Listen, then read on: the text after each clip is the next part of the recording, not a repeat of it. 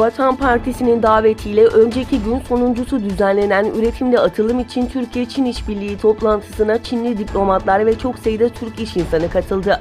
BMC Yönetim Kurulu Başkanı Ethem Sancak'ın, Sayın Genel Başkan Doğu Perinçek'in eski bir yoldaşıyım, yeni girişimciyim demesi dikkat çekti.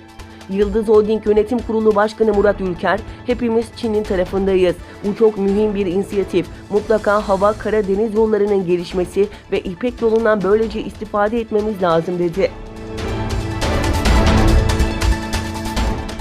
Lipşitat Batı Trakya Türk Derneği üyeleri Doğu Türkistan İnformasyon Merkezi'ne iadeyi ziyarette bulundu.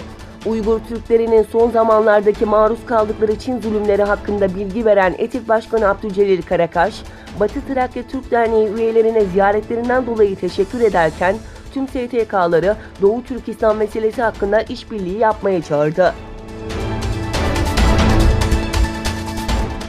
ABD Savunma Bakanlığı Pentagon yaptığı yazılı açıklama ile Türkiye'nin önerdiği S-400 hava savunma sistemi için çalışma grubu kurulmasına karşı olduklarını açıkladı. Pentagon'dan yapılan açıklamada Türk ve Amerikan askerleri her seviyede iletişimi sürdürüyor. S-400 gibi hava savunma sistemleri F-35 gibi savaş uçaklarını düşürmek için üretildi. S-400'ün radar sistemi F-35'lere karşı tehlike oluşturuyor. Daha önce bu konuyla ilgili ABD'den Türkiye'ye teknik ekipler gitti ve aynı şekilde Türk yetkililer de ABD'yi ziyaret etti. ABD'ye gelen Türk yetkililere bu tehlikeler iletildi ifadeleri kullanıldı. Kuzey Kore'de ABD temsilcisi dahil 5 yetkili idam edildi. Güney Kore'de yayımlanan Chosun Ilbo gazetesi Kuzey Kore'de ülkenin ABD temsilcisi Kim Yok-chol ve 4 Dışişleri Bakanlığı yetkilisinin idam edildiğini öne sürdü. ABD Dışişleri Bakanı Mike Pompeo haberi araştırdıklarını söyledi. Reuters ajansının haberine göre gazete adını açıklamadığı Kuzey Koreli kaynaklara dayanarak bu kişilerin ABD Başkanı Donald Trump ve Kuzey Kore lideri Kim Jong-un arasında Şubat ayı sonunda Vietnam'da yapılan zirvenin başarısızlıkla sonuçlanması nedeniyle idam edildiklerini iddia etti.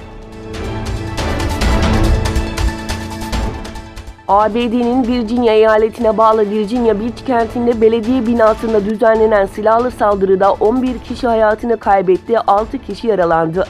Virginia Beach Polis Şefi James Cervera, saldırıda içeride bulunan 6 kişinin yaralanırken aralarında saldırganın da bulunduğu 11 kişinin yaşamını kaybettiğini açıkladı. Virginia Beach Polis Departmanı halka bölgeden uzak durması için duyuru yayınladı. Polis Şefi James Cervera saldırganın da ölü ele geçirildiğini belirtti. Olaya ilişkin güvenlik güçlerinin soruşturması sürüyor.